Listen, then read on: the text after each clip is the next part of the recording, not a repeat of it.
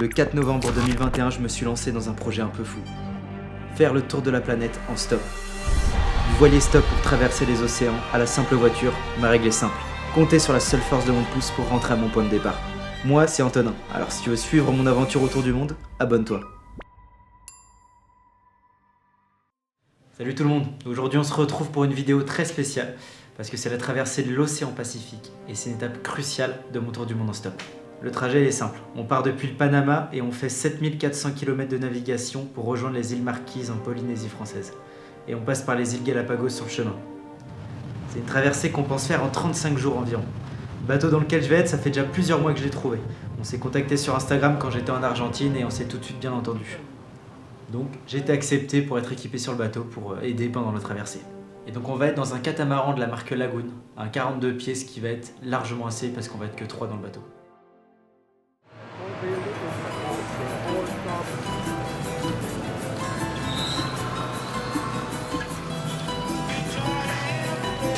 Bon, me voilà dans l'auberge de jeunesse. J'ai retrouvé l'équipier avec lequel je vais être. Voilà, qui est juste là. Salut. Donc là, la mission, c'est de trouver le voilier et puis de s'y installer. On a nos 2 sacs juste là. On arrive au ponton et surtout, vous allez pouvoir voir le capitaine.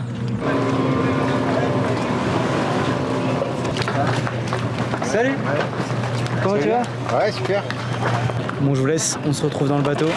C'est les cabines de derrière. Ouais. On reste pieds nus déjà là, c'est possible.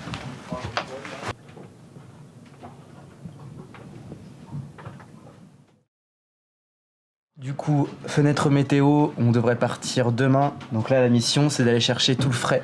Fruits et légumes. On va prendre nos gros sacs à dos, on va remplir ça et puis on va faire en sorte d'avoir du frais sur toute la traversée. On a trouvé un énorme marché et là l'objectif ça va être de trouver des fruits et des légumes qui sont pas du tout mûrs. Comme ça dans 2 semaines on aura encore du frais, tout va pas pourrir dès la première semaine.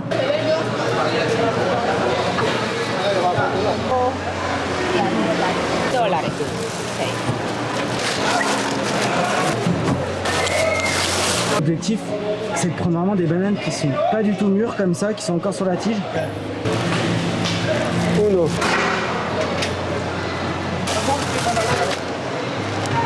Bon, la mission terminée, on a tous les fruits et les légumes, on en a eu pour moins cher que prévu. 90 €. Les 2 sacs, ils sont remplis à bord, qui font au moins là 35-40 kg chacun.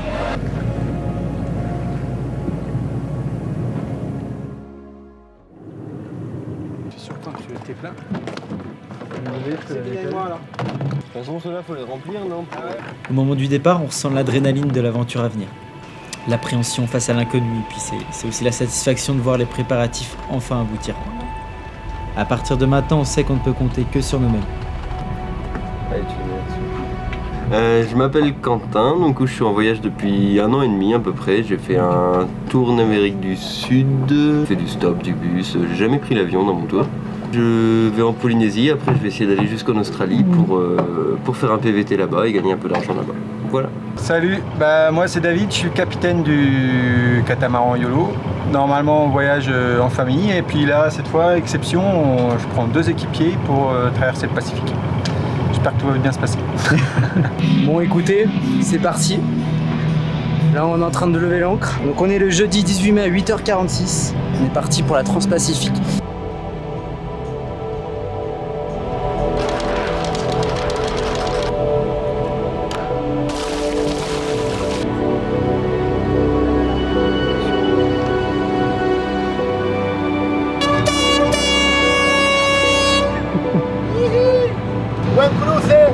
Gracias! Nos vemos aí. Ponga la cerveza enfriada.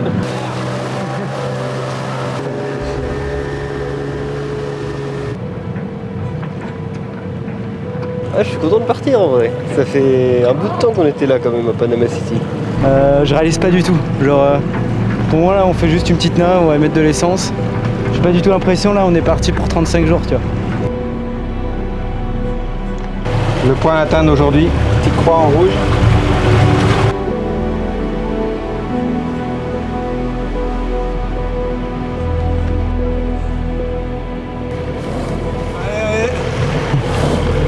Séance de sport.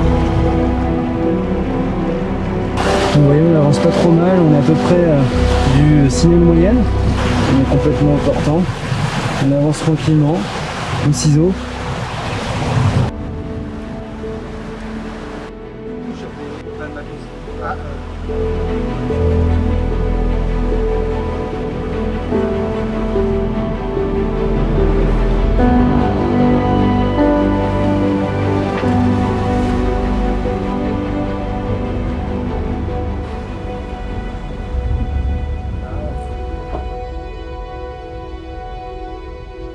Bon, deuxième journée sur YOLO et malheureusement on a déjà un petit souci technique, souci de direction, donc on a un problème au niveau de la barre. Il y a un safran qui répondait plus de pilote auto, donc au bout de 2 jours sur une traversée de 35 jours. Si c'est pour partir, avoir toujours le doute toutes les nuits que ça va péter ou...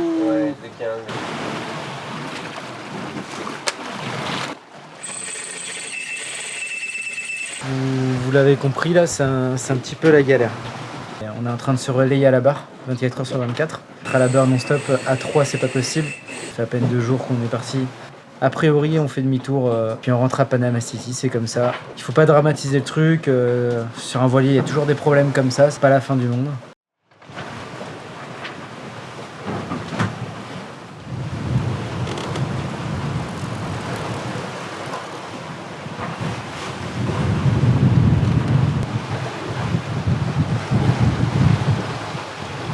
Bonjour tout le monde, 3e réveil sur YOLO. Une décision a été prise. Comme je vous l'avais dit la dernière fois, on a eu un souci de barre et on était parti pour faire demi-tour. Donc c'était ce qui était prévu. Finalement, le capitaine a vu que sa réparation était quand même assez solide. La décision était prise de continuer. C'est cool, moi j'avoue, je suis quand même très satisfait de cette décision. Du coup, on est parti là vers les Galapagos. On devrait y arriver d'ici 4-5 jours. Alors ça en face c'est typiquement ceux à quoi on fait hyper gaffe quand on est en quart. Là, c'est un gras, donc en fait c'est vraiment un nuage qui produit énormément de pluie et dès que vous passez en dessous le vent il peut doubler parfois, tripler. Et donc faut faire gaffe de bien baisser les voiles avant d'arriver dans ce grain là parce que sinon si vous arrivez dedans et que vous êtes surtoilé, ça va pas être terrible pour le bateau.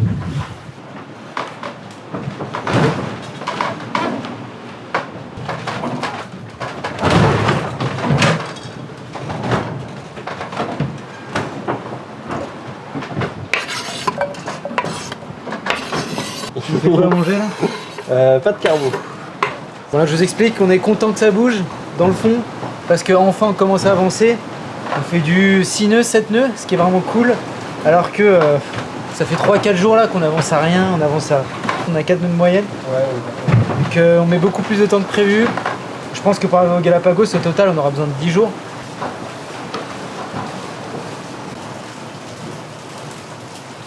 S'il y a des Italiens qui regardent la vidéo, ils vont écouter. Là où il y a marqué SOG là, c'est notre vitesse, on fait du 6 nœuds 4. Ça marche bien. Ouais, c'est pas mal. Petit souci, au niveau des fruits et légumes ça commence mal, enfin surtout pour les légumes.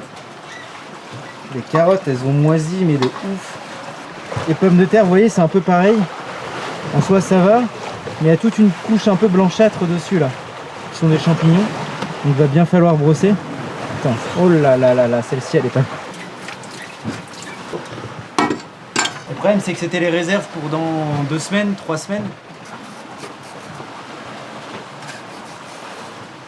Une petite purée de carottes. On va mettre aussi un petit peu de pommes de terre dedans.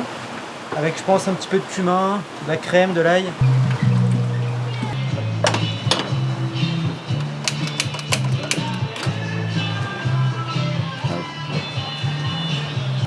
On va reprendre une grosse cuillerée. Généreuse quand même. Il me fait souffrir un petit peu. Vas-y, vas-y. C'est bon hein. C'est marrant parce qu'il y a toujours des oiseaux qui viennent se poser sur la rambarde. Ils font des petites pauses parce qu'il n'y a pas beaucoup d'endroits pour se poser ici.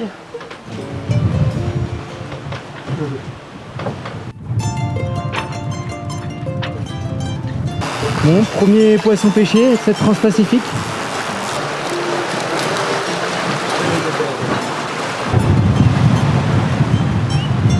Un petit thon. C'est con parce que du coup j'ai déjà fait le repas de ce soir, donc on va pas pouvoir le manger direct. retournera demain, on fera peut-être des sushis, peut-être un petit steak de thon, je sais pas ce qu'on va faire, mais... On va aller voir les oiseaux.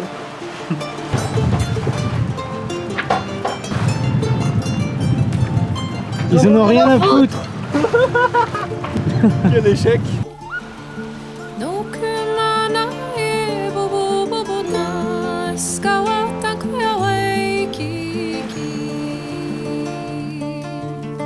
Bonjour tout le monde, on attaque le 10e jour de navigation. On est à peu près sur du 15-17 nœuds de vent. En plus de ça, on a un courant en notre faveur, ce qui fait qu'on a une très bonne vitesse. On fait du 6 nœuds, 7 nœuds, qu'on rattrape un petit peu le retard qu'on a eu au début. Mais là, du coup, avec cette nouvelle météo, ça remonte le moral. Vous pouvez le voir en même temps. Un joli lever de soleil juste derrière moi. Donc là, il est 6 h du matin. J'ai commencé mon quart à 4 h du mat'. Les autres vont pas tarder à se réveiller.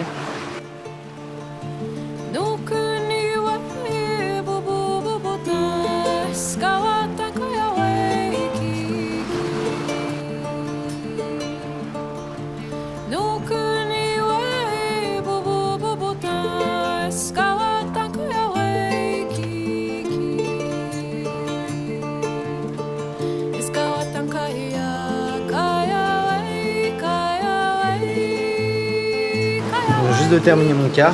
Vous allez jamais croire ce que je viens de voir dans ma cabine. Aïe aïe aïe aïe aïe. Et puis bon bah là autant vous dire qu'il est mort, hein. Ça fait un bout de temps qu'il est là. Putain, c'est à moitié détrempé sur le lit. Regarde-moi ça. Ah, c'est pas détroussé là.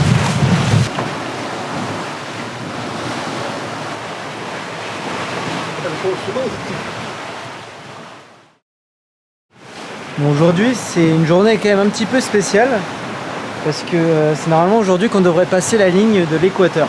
Et donc c'est là on va passer de l'hémisphère nord à l'hémisphère sud et donc je pense qu'on va y être dans combien de temps? En gros, en ligne droite, là je crois qu'il y a 20 000 quand même. Selon Quentin, ce serait pas aujourd'hui en soi mais à 2 h du mat. Faut quand même savoir que c'est un peu un passage symbolique et qu'il va falloir que tu nous réveilles quand ça va arriver quoi.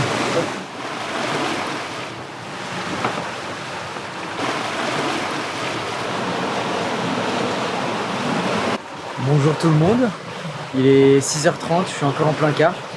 On est à peu près à 10 000 de l'équateur. En tout cas, encore une fois, une très belle météo, ça fait plaisir. Il y a du vent au-delà de la ligne de l'équateur. On arrive aujourd'hui au Galapagos. On ne peut pas s'y arrêter parce qu'on n'a pas les papiers pour le faire. Je vous rappelle, il faut payer plus de 3 000 € en permis et ce que vous voulez pour pouvoir s'y arrêter. Le simple fait de voir de la terre, de voir quelque chose qui change un peu, ça va faire du bien. Et surtout, c'est une grande étape dans le voyage parce que après les Galapagos, normalement, les vents vont être beaucoup plus favorables, quasiment plus haut près. On va être plutôt sur une navigation au portant. Ça va être plus confortable. Là, je vais vous montrer sur la carte où on est. Donc là, vous voyez, on est vraiment super proche des Galapagos. Et la ligne de l'équateur, elle est juste là. C'est ce qu'on a fait pour l'instant. Hier encore, On arrive sur l'équateur. Quentin, pour te dire qu'on arrive sur l'équateur, si tu veux te réveiller, en à peine 5-10 minutes on y est. Bon, il est 8 h du matin. C'est pour arriver en équateur? Ouais, ou un petit rhum à 8h30. On est prêt, on a le rhum qui est prêt. Allez, Ah, cette petite transpacifique quand même, ça marche.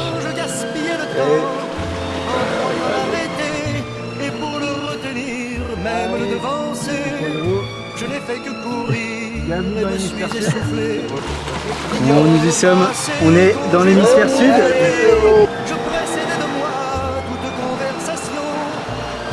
Regardez, on y est quasiment.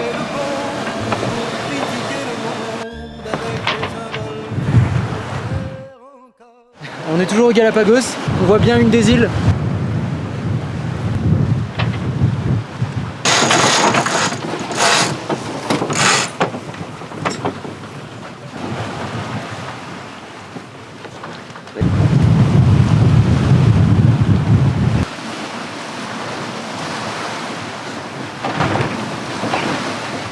j'apprends la nouvelle. On est en train de sortir des Galapagos. On a passé 2 jours et demi, 3 jours bloqués là-bas. Donc on est enfin en train de prendre un petit peu de vitesse. Et là, ouais, Quentin est en train de me dire que bah, y a une énorme déchirure dans le génois alors que c'est la seule voile qu'on a devant la grande voile, quoi. Donc là, on est en train de voir un petit peu l'étendue des dégâts.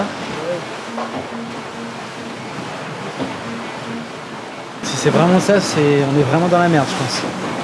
Ou alors, il faut complètement retirer toute la voile, la retirer du rail et la recoudre bien, tu vois. Et en mettant des patchs, ça suffira pas, tu vois. Là, vous voyez, il y a toute la déchirure qui est là, comme ça, là, hyper grande. Vous avez réussi à trouver l'endroit? Ouais.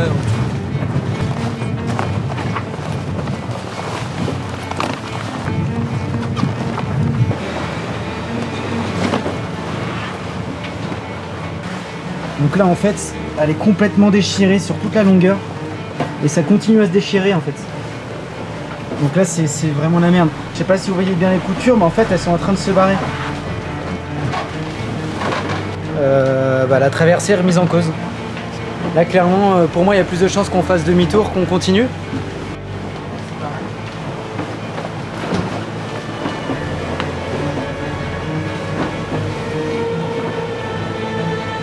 On pourrait aller au Galapagos parce qu'on est encore proche. Donc on pourrait peut-être trouver un couturier au Galapagos qui saurait faire la réparation. Sauf qu'au Galapagos, ça veut dire payer la taxe. Exactement.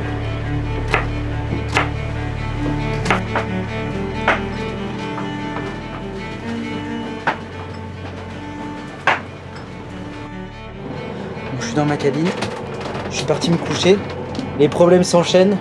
La voile s'est remplie de problèmes. Sur ce, bonne nuit. Puis j'espère à demain avec des bonnes nouvelles.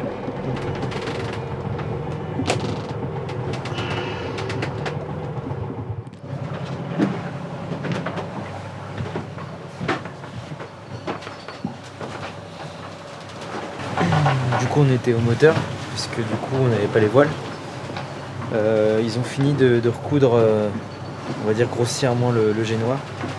L'objectif, c'était de le remonter au lever du soleil pour avoir quand même une bonne vision de ce qui se passe. Et donc là, pour l'instant, on était au moteur.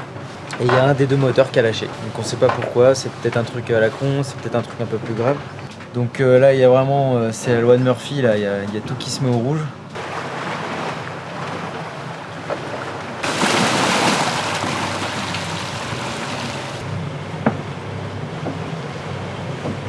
Donc il s'avérait qu'en fait il n'y avait plus assez d'huile dans le moteur. Donc bon, un petit peu chaud quand même, ça aurait pu faire serrer le moteur.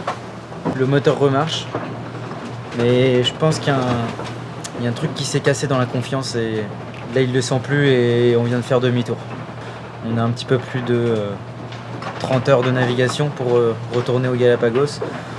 Et on va essayer de se poser, faire des réparations un petit peu plus solides.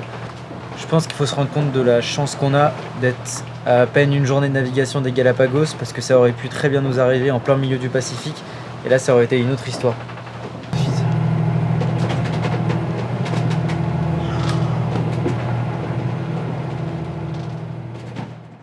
Bon, et bien il y a encore de nouvelles péripéties, hein.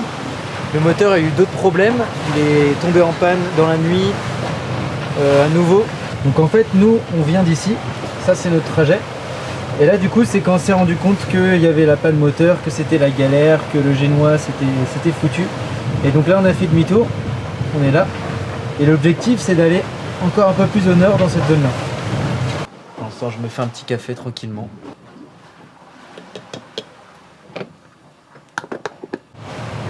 T'es bien là?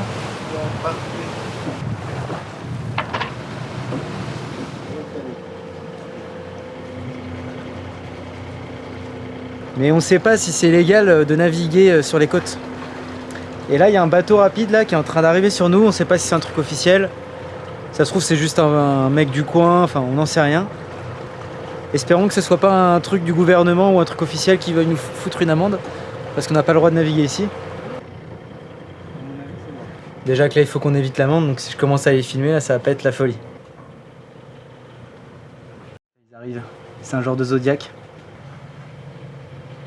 C'est vraiment la merde. On n'avait pas le droit de naviguer là, c'était strictement interdit. Du coup, ils nous ont arrêtés. Ils ont saisi les trucs de pêche, tout ça, parce que c'est une zone protégée. On va être escortés jusque dans un port, Puerto Villamil, qui est à peu près une journée de navigation.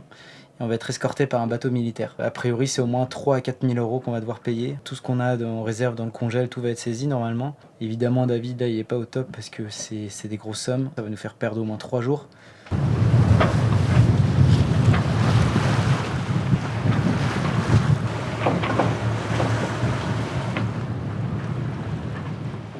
À ce moment, j'ai essayé de filmer discrètement pour vous montrer un peu ce qui se passait. Mais je voulais pas me faire repérer par les militaires.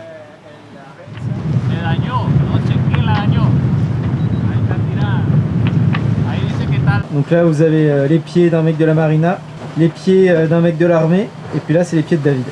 Ils ont fini par sociabiliser ensemble. On a plus de 24 heures de navigation, donc les militaires, ils vont dormir là, je pense.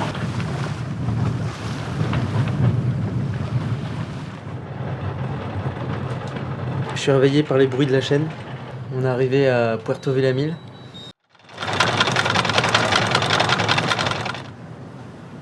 En arrivant, on n'a pas eu le droit de descendre sur terre tant qu'on n'avait pas reçu notre amende.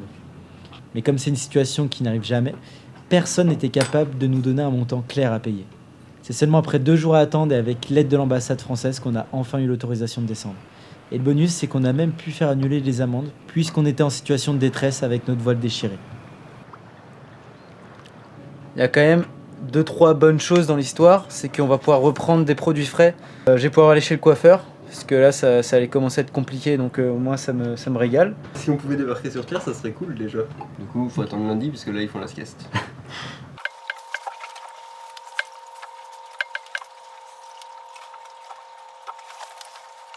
¿Y tienes noticias del parque o no? ¿Tienes noticias del parque o no? Del parque no tengo noticias, ellos ya, gracias. Perfecto, gracias. Bon, bah, on peut descendre. C'est bon, on a eu l'autorisation de descendre. Autorisation de descendre. On est libéré. On est libéré, on n'est plus en prison. On est autorisé à descendre. En gros, je pense qu'il faut une exception pour nous. C'est-à-dire qu'on n'a pas d'agence, mais on peut quand même descendre. C'est bon, on a le droit de débarquer sur terre. T'es prêt? Ouais. Le catamaran YOLO.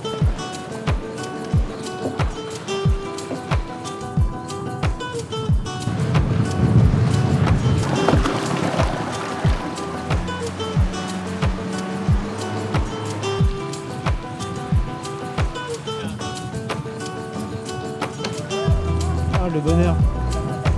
Marcher sur la terre ferme, là, ça fait trop du bien.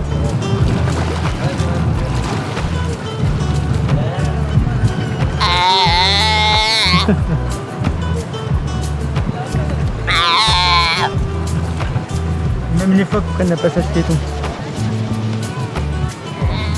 C'est vraiment un autre level, les Galapagos. En termes de faune, c'est très très riche. Putain, mec, il y a un iguane. Putain, moi, c'est la première fois que j'en vois un, là, comme ça. Pas le moindre sens, là.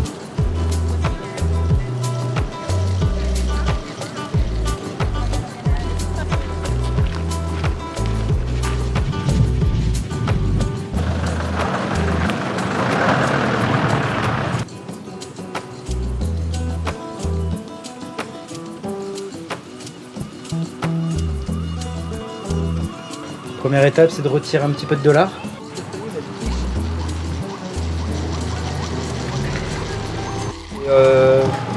Enfin, internet. On vient de se poser dans un petit café, on a la wifi. Allô maman, ça va? Ça... C'était pas prévu de nous avoir si tôt. Hein. Il fait déjà nuit, j'ai pu donner des nouvelles aux proches, prévenir un petit peu tout le monde de ce qui se passait. Je vais vous laisser, donc à demain. Je me réveille tranquille là. Il y a une petite otarie qui est venue s'installer à l'avant du bateau. Bah écoutez, me voilà avec une petite otarie, tranquille.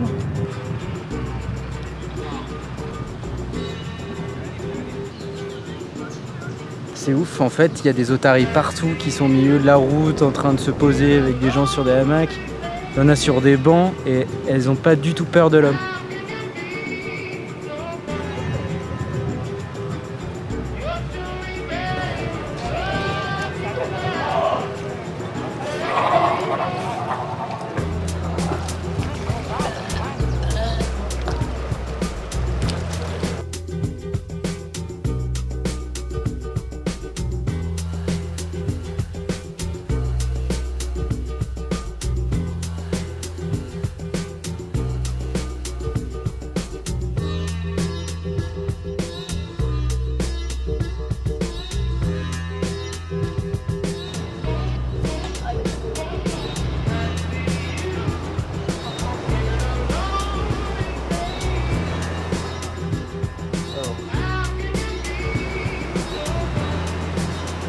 là, je me trouve dans un refuge pour les tortues géantes des Galapagos.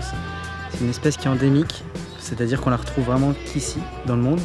Et c'est aussi les tortues les plus grandes de la planète. Et c'est extrêmement impressionnant.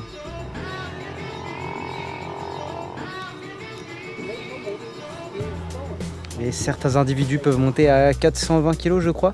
Et juste avant, j'en ai vu une qui était en train de s'accoupler. Ils mettent plus de 6 heures à s'accoupler. Un peu en état d'extinction parce qu'elles ont été massacrées par l'homme, principalement. Aussi par tous les animaux que l'homme a ramenés sur les Galapagos.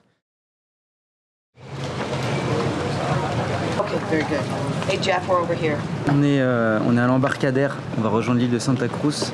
Sur cette île, il n'y a pas de solution. Donc là, on est avec Quentin, on a 2 heures de navigation pour arriver là-bas. On va retrouver le gars qui doit nous attendre normalement sur le quai pour aller réparer la voile.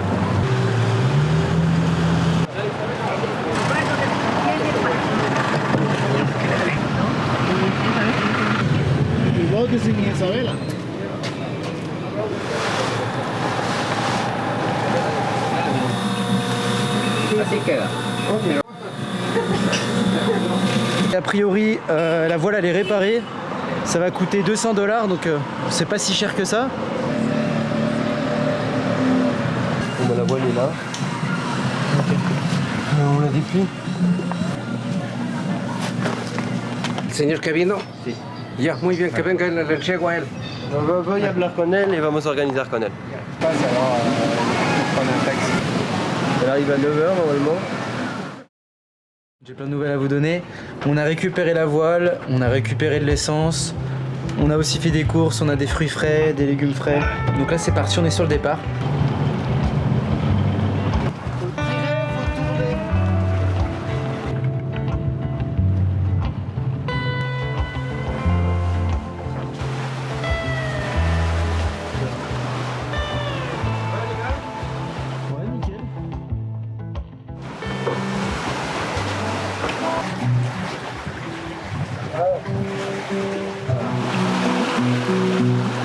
C'est pas facile.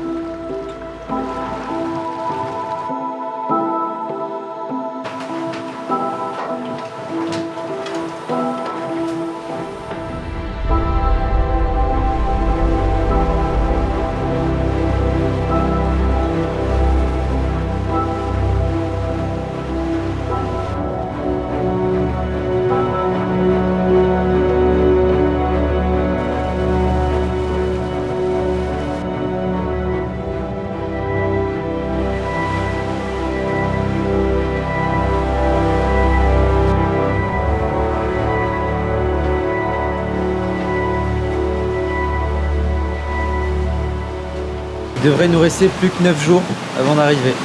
Ça commence à devenir un petit peu long. Il nous reste environ 850 000, ça fait à peu près dans les 1300 km.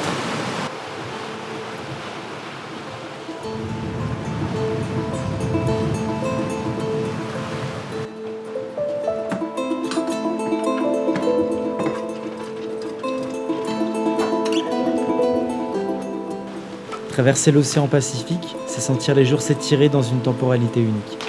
Chaque lever et coucher de soleil marque un rythme paisible et presque hypnotique. Les journées se fondent les unes dans les autres. La contemplation se mêle à la routine. Pour moi, une traversée comme celle-ci, c'est avant tout une question de patience. De beaucoup de patience. Yes! Est-ce que j'ai pas été super bon là?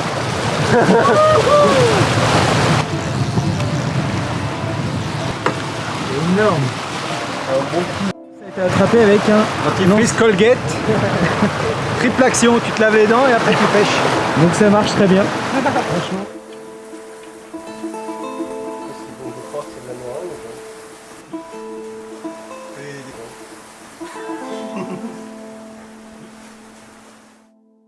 Une bonne nouvelle, il nous reste 137 000. On devra arriver au début de nuit. Pour l'apéro. Voilà pour l'apéro.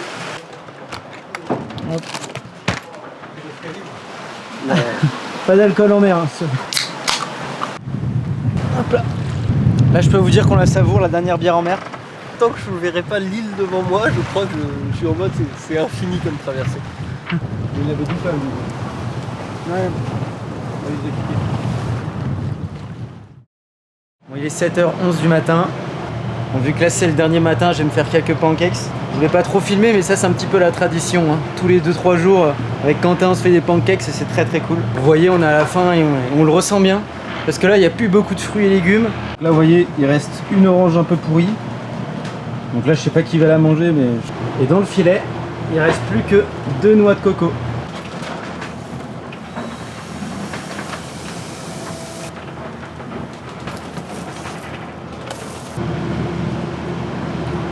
Alors il y a un truc que je voulais vous montrer, c'est le système satellite avec lequel on reçoit la météo et on peut donner des nouvelles, envoyer des messages à nos proches.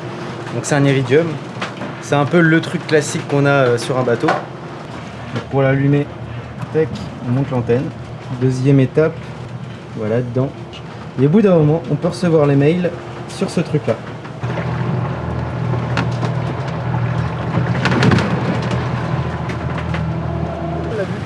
Oh putain!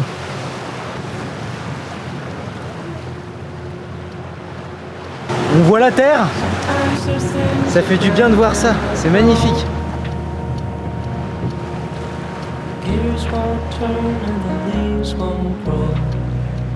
Je commence à réaliser. Vraiment.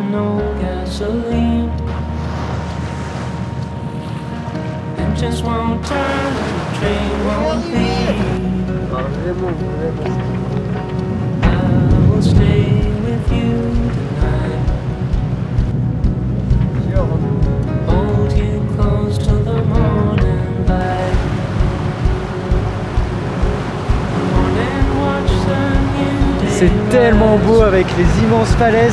On a un superbe coucher de soleil aussi pour l'arrivée. Moi, ta bière est congelée. Merde. Toi, je l'ai mis il y a pas longtemps. C'est joli, santé.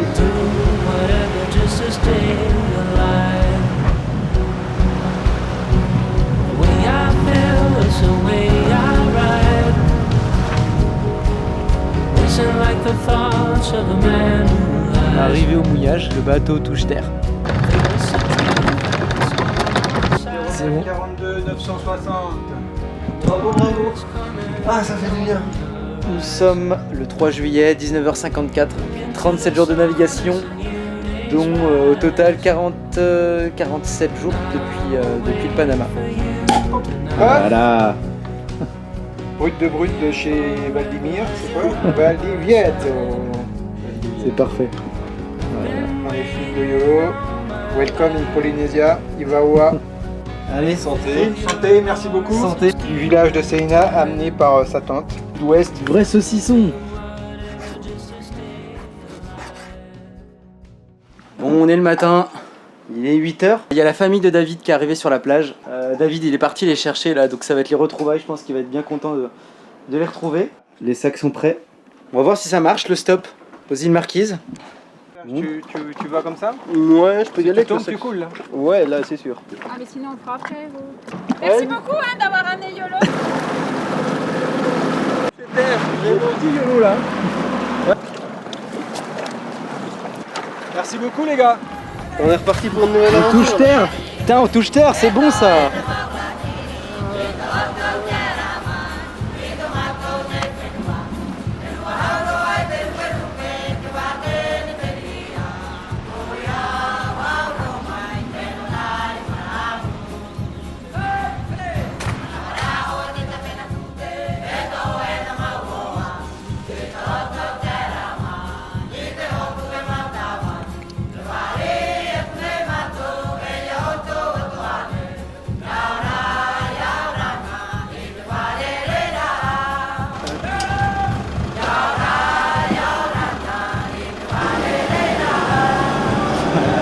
Premier stop mon gars. Eh bah c'est parti, on va sauver avec toi.